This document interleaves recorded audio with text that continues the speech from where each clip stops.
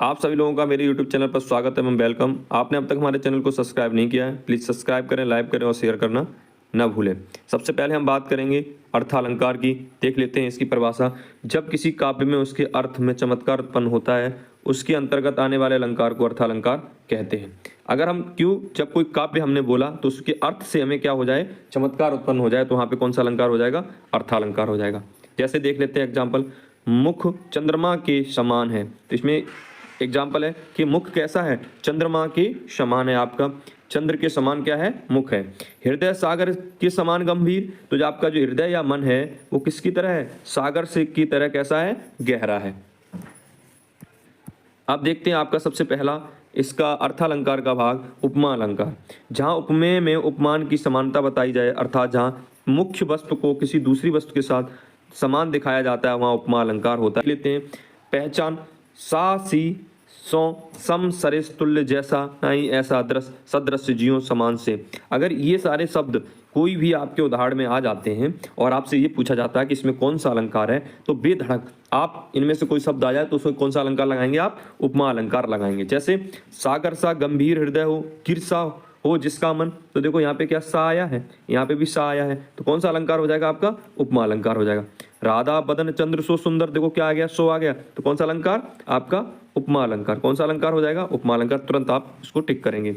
आगे देखते हैं इसी का और उदाहरण, ऊषा सुनहले तीर बरसाती जयलक्ष्मी सी उदित हुई, तो देखो यहाँ पे भी कौन सा अलंकार आ गया, सी आ गया, तो कौन सा अलंकार हो जाएगा आपका, उपमा अलंकार। जैसे ही आ जाए तो सा सी सौ जियो ये शब्द आएंगे तो कौन सा अलंकार हो जाएगा, सीधा सा आप उपमा अलंकार पर टिक करें।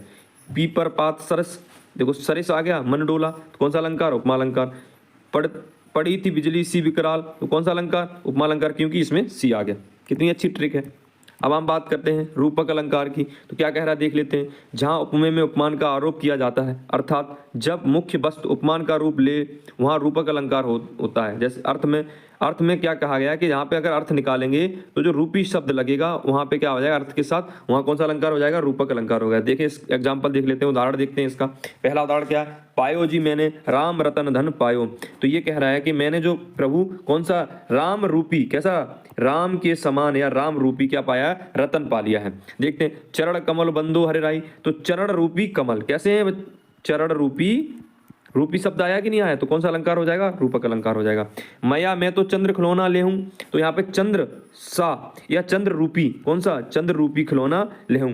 तुलसी मन मंदिर में बिहरे, तो मन रूपी मंदिर में कौन आएंगे, कृष्ण भगवान रहेंगे, ये तुलसी जी कहते हैं।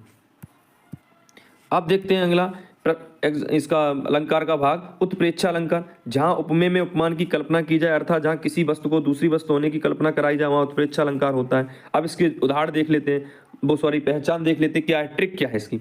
मानो मनहु जानो जियो त्यों मन जन जान, अगर ये शब्द अगर आपके आ जाते हैं तो वहां पे आप बेधड़क कौन सा अलंकार लगाएंगे, उत्प्रेक्षा अलंकार टिक करेंगे। तुरंत देखते हैं, आप देख लेते हैं इसके उदाहरण क्या है। सोअत ओढ़े पीत पट शाम सलोने गात, मनो नीलमण शैल पर आतप परो प्रभात, मानो आ गया, कौन सा अलंकार, बेधड़क कौन सा लगाएंगे, उत्प्रेक्षा अलंकार। कौन सा अलंकार है, उत्प्रेक्षा अलंकार। पानो जियो जा आए हो गांव में शहर के, मेघ आए बड़े बन ठन के सवर के, तो देखो आ गया कौन सा, जियो आ गया, तो कौन सा अलंकार हो जाएगा, उत्प्रेक्षा अलंकार हो जाएगा। उस काल के मारे क्रोध के तन कांपने उसका लगा, मानो हवा के वेग से सोता हुआ सागर जगा, मानो आ गया, तो कौन सा अलंकार, उत्प्रेक्षा अलंकार। बताइए इतने तो सरल है, कितनी बेहतरीन।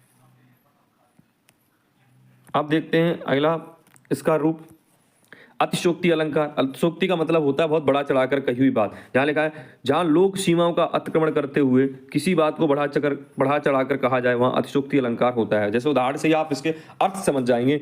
हनुमान की पूंछ में लगन ना पाई आग, ये कह रहा है कि हनुमान की अब तक पूंछ में आग नहीं लग पाई है, लेकिन सगरी लंका जल गई गए निशाचर भाग, तो और पूंछ में आग ना लगी है, तासे पहले कहा वो सारी लंका जल गई, वो क्या हुए, निशाचर मतलब राक्षस भाग गए। आगे नदियां बड़ी अपार, आगे क्या है, बहुत सारी नदियां हैं, बहुत बड़ी बड़ी नदियां हैं, बड़ी हैं, बहुत ज्यादा हैं। घोड़ा कैसे उतरे पार, अब घोड़ा है वो कैसे पार करेगा। राणा ने सोचा इस पार, राणा जब इधर खड़ा था उसने सोचा, राणा जी ने, कि अब ये कैसे पार होगा, तब तक चेतक था उस पार, उसने सोच नहीं पाया, राणा जी ने मन से भी वेग से तेज क्या किया, घोड़ा उस पार हो गया, है ना। इतना रोया था मैं उसे दिन, ताल तलैया सब भर गए, मतलब कि उस दिन वो व्यक्ति इतना रोया, कवि जी कहते हैं कि सारे ताल तलैया क्या हो गए, भर गए। देखो कितनी बड़ा चढ़ा की बात कही गई है। भ्रांतिमान अलंकार, जहां उपमेय में उपमान का भ्रम पैदा होता है, किंतु कुछ समय के बाद भ्रम समाप्त हो जाए वहां भ्रांतिमान अलंकार होता है। उससे पहले हम देख लेते हैं ये ट्रिक वाले शब्द। अगर समझकर, जानकर, जान और जन ये शब्द अगर आ जाते हैं तो वहां कौन सा अलंकार हो जाएगा? भ्रांतिमान अलंकार हो जाएगा। अब इसके उदाहरण देख लेते हैं। क्या है उदाहरण? किसुम कुसुम जान कर झपटा, भौरा सुख की लाल चोंच पर, तोते ने भी चोंच चलाई, जामुन का फल उसे समझकर। तो मैंने क्या बोला था? अगर समझकर शब्द आ जाए या समझकर शब्द आ जाए तो वहां कौन सा अलंकार हो जाएगा? भ्रांतिमान अलंकार हो जाएगा। पाए महावर देन को, नयन बैठी आए, फिर जानी महावरी, एड़ी मीड़त जाए। तो हमने क्या बोला? जान। अगर जान शब्द आ जाएगा तो कौन सा अलंकार हो जाएगा? भ्रांतिमान अलंकार हो जाएगा। देखते हैं आगे। संदेह अलंकार, जहां उपमेय के दिए गए उपमानों में संदेह बना रहे तथा निश्चित न किया जा सके वास्तविक स्थिति क्या है, वहां संदेह अलंकार होता है। ये अगर शब्द कौन से? हे, की, अथवा और या ये शब्द आएंगे तो वहां कौन सा अलंकार हो जाएगा? आपका संदेह अलंकार हो जाएगा। उदाहरण देखते हैं। सारी बीच नारी है, कि नारी बीच सारी है, सारी ही की नारी है, नारी ही की सारी है। तो देखो यहाँ पे हे की शब्द आया है। अगर हे की शब्द आ जाएगा तो आपका कौन सा अलंकार हो जाएगा? संदेह अलंकार हो जाएगा। भूखे न को भूल कर, हर को देत भोग, पाप हुआ या पुण्य है, करूं हर्ष या शोक। तो यहाँ पे क्या शब्द आ गया? या आ गया है, तो कौन सा अलंकार हो जाएगा? संदेह अलंकार हो जाएगा। अब बात करें मानवीकरण की।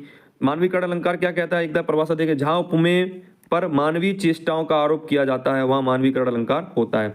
जैसे मानवीय गुण होंगे वहां पे, फूल हंसी कलियां मुस्काई। अब फूल क्या हंसता है? नहीं, ये मानवीय गुण है ना, हंसना। और मुस्कुराना किसका गुण है? फिर भी मानव का गुण है। तो यहाँ कौन सा? मानवीकरण अलंकार हो गया। सागर के उर पार नाच नाच, कर रही लहरें मधुर गान। गाना और नाचना ये दोनों किसके? मानवीय गुण है। तो कौन सा अलंकार हो जाएगा? मानवीकरण अलंकार हो जाएगा। देखते हैं दृष्टांत अलंकार, जहां उपमेय के रूप में कही गई बात उपमान के रूप में कही गई बात से मिलती जुलती हो वहां दृष्टांत अलंकार होता है। इसमें कहावत और लोकोक्ति का प्रयोग मिलता है। इनमें ट्रिक क्या है? या तो आपको कहावत मिलेगी या लोकोक्ति का प्रयोग मिलेगा। जैसे एग्जाम्पल देख लेते हैं इसके। एक म्यान में दो तलवारें कभी नहीं रह सकती हैं, किसी और पर प्रेम नारियां पति का क्या कह सकती हैं। तो इसमें दो तलवारें, एक म्यान में दो तलवारें कहीं नहीं रह सकती, ये क्या है? आपकी कहावत है। करत करत अभ्यास, जड़मत होत सुजान, रसर आवत जात दे, सिल पर परत निशान, है ना। ये क्या? इसमें भी ये क्या है? आपकी कहावत है। लोग इसको बोलते हैं कहावत के रूप में। तो यहाँ कौन सा अलंकार हो गया आपका? कौन सा अलंकार होगा? जल्दी बताइए। दृष्टांत अलंकार हो गया। अब हम देखते हैं विभावना अलंकार। विभावना अलंकार क्या है वो देख लेते हैं। जहाँ कार्य के न होते हुए भी कार्य का होना पाया जाए वहाँ विभावना अलंकार होता है। इसमें ट्रिक क्या है? बिन, बिना, बिन जैसा शब्द अगर मिल जाता है तो विभावना अलंकार होता है। बिन पग चले सुने बिनु काना, कर बिनु कर्म करे विद नाना, है ना। तो इसमें देखो हमने बोला था बिन, शब्द शुरुआत में ही आ गया बिन, है ना। तो कौन सा अलंकार हो गया आपका? विभावना अलंकार हो गया। ऐसे देखिए, निंदक नीरे राखिए, आंगन कुटी सवाय, बिन पानी साबुन बिन, बिना निर्मल हो तो सुभाए। तो देखो बिना शब्द आ गया, और बिना शब्द आएगा तो कौन सा अलंकार हो जाएगा? विभावना अलंकार हो जाएगा। अब हम आगे देखते हैं अनियुक्ति अलंकार, है ना। अनियुक्ति अलंकार क्या कहता है वो देख लेते हैं। जहां अप्रयुक्त को प्रस्तुत मानकर वर्णन किया जाए वहां अनियुक्ति अलंकार होता है। जिन पंक्तियों में दो अर्थ होते हैं तथा शब्दार्थ और भावार्थ। देखते हैं आगे।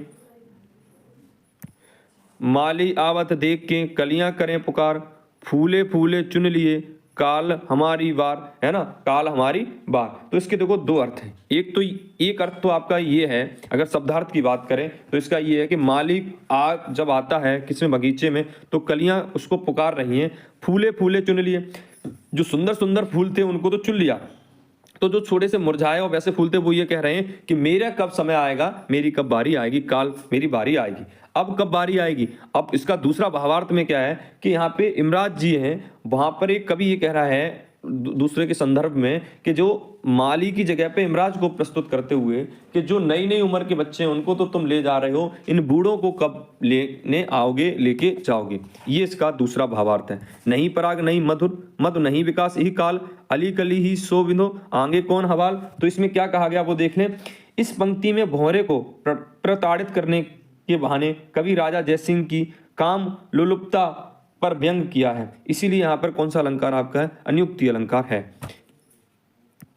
अगर आपने अब तक हमारे चैनल को सब्सक्राइब नहीं किया है प्लीज सब्सक्राइब करें, लाइक करें और शेयर करना ना भूलें। जय हिंद, जय भारत।